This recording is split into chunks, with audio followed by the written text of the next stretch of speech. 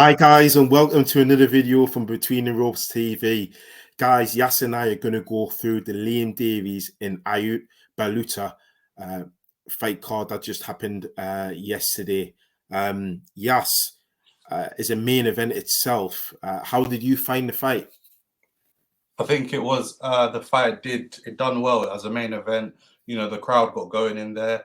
It's like a small little arena, but it's quite packed, and the fans really got behind the fight, and the local Telford fans really came out for the fight, so it made for a good main event. We had the home fighter in Liam Davies fighting against Ionut Baluta, and it made for a good fight. I think Liam Davies, he boxed very well, and he won that fight quite clearly for me. He boxed to perfection, the right game plan, and he got the job done. Yeah, it was for the European Super Bantamweight belt and the WBC International Super Bantamweight belt, which gives you a ranking with the WBC, obviously. And he did box to a T, didn't he? All this talk before the fight was about Liam Davies's power, and how, even I said myself, Ionut Baluta was no joke. He's been in with some dangerous kids at domestic level for us, and he made short work of them. But he didn't have to load up on a big right hand. In fact, we rarely saw that. It was the jab from Liam Davies. Just how effective was that jab? Very effective. I mean, that was literally the perfect game plan, for a fighter like that to come up against someone who is relentless and throws in bunches and tries to drag you into a trade up, because that's what Ionut Baluta does effectively. That's when he's at his best, when he's swinging and he punches in bunches, and that's his style of fighting. And obviously and it's very easy to get drawn into that kind of fight, especially when you're headlining in your hometown. There's belts on the line. You want to impress. You want to move on to the big stage and get those big fights and those big paydays. So it's very easy to get sucked into that kind of fight. But he stuck to a game plan. He boxed very disciplined, and he did not, like, at one point, he didn't slip up at all. It was a composed and controlled performance. At the end of the fight, yes, he was quite clearly mentioning to George Warren he wants to look beyond European level, start looking at the world level. Bearing in mind he's only had 13 fights, Yaz. Do you think that's too soon? Yeah. I think we discussed it in our group chat, actually. We feel as though, he's done very well to get to, he's got the European title, etc. But I feel as though it's still very early. That was only his 13th fight, and he's headlined at Telford, but it's different when you're getting in there on the big stage in the big arenas, the O2s, the Wembley arenas, etc. It's a whole different ball game. And for where he's at in his career, there's still some development to do. Me personally, I feel as though he's not quite ready for them world level guys. I wouldn't mind seeing him, mixing it up against maybe fringe European title, kind of just get those rounds in.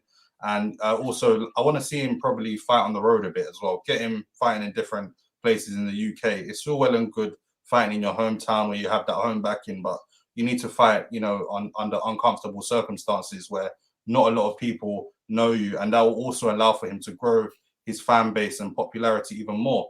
If you kind of, do sort of give his fans like an away day kind of thing.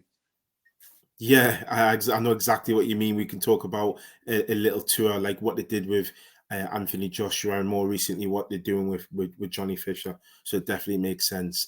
Moving on to the core main event, Anthony Yarde made an appearance. He had a pretty, what perceived to be quite a routine victory to set him up with a Beterbiev fight.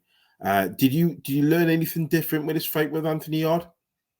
Not really, to be honest. It was a routine win, obviously. I mean, for someone who hadn't boxed for almost 11 months, almost a year, he didn't look too rusty in there. Like he was quite composed. But obviously, I know we said his opponent in Koikov was a pushover, because obviously he's got the knockouts on his record. But he did. I feel like the moment Anthony Yarde learned the first, bit of shot with a bit of sting on it, it kind of took the fight out of him, and he didn't really want to be there. He was kind of there to survive. So I don't really learn much from it, except for, I mean, it puts him in good stead to go into camp for this Beterbiev fight. There's no niggles, no injuries. He goes into camp quite fit and fresh. So yeah, I don't really take too much away from that fight, to be honest.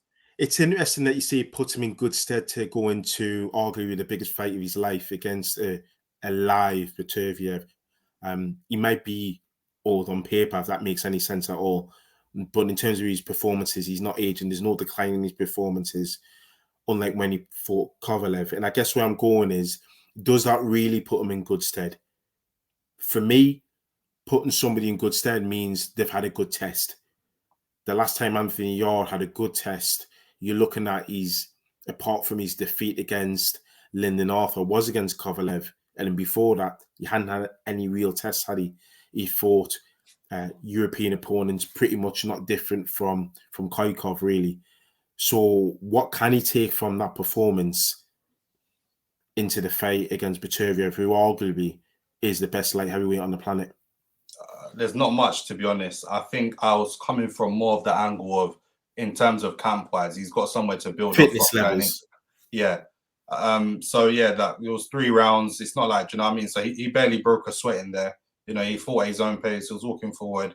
He was pretty much hitting him whatever shot he wanted to. Yeah. So it's like, what do you really take away from that? Not much. It's just, I mean, he got out. So, you know, just that feeling of walking into the ring, etc. You know, it's just mental kind of prep for that fight. Obviously, it's going to be a whole different level when he's fighting against Beterbiev in a big London show. So, and especially coming as a heavy underdog. And, you know, he says he's not really bothered about Beterbiev, but, you know, he is. Like, Beterbiev is not a joke. Yeah. You know, they're doing their homework and they're doing their study and they're going to really train hard for this fight. So, yeah, not much to take away from it, except for it's his first time out in like 11, 12 months. So I guess it's a good thing to close the year for him. Definitely, and you never know. Between the ropes might make an appearance for that fight. We'll have to wait and see. But just quickly, Yaz, just to wrap up, shout out for arguably the one of the fights of the night. Ethan James against Keenan Wainwright. Were you impressed with? I know Ethan James actually won the fight, but Wainwright putting a good performance, coming in quite short notice, didn't he? Very good performance. I mean, he got the call up like 24, 48 hours before. So, you know, I feel like with a proper camp and proper preparation, give him like an 8 week camp, he would have definitely, you know, I feel like as the fight wore on, he started off very strong. He kind of tired a little bit, and you kind of expect that he didn't have the best preparation, I feel.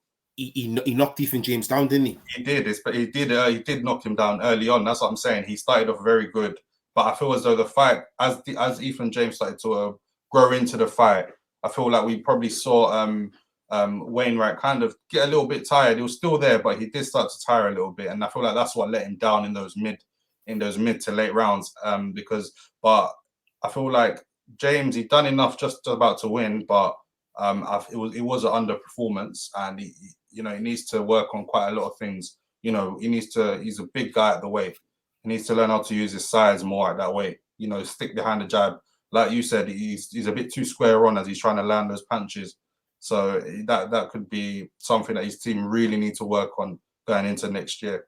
Yeah, if he wants to progress, exactly. We'll leave it there, Yas. Plenty more content still to come, and we've got a big announcement coming this week. So guys, stay tuned. See you in the next video.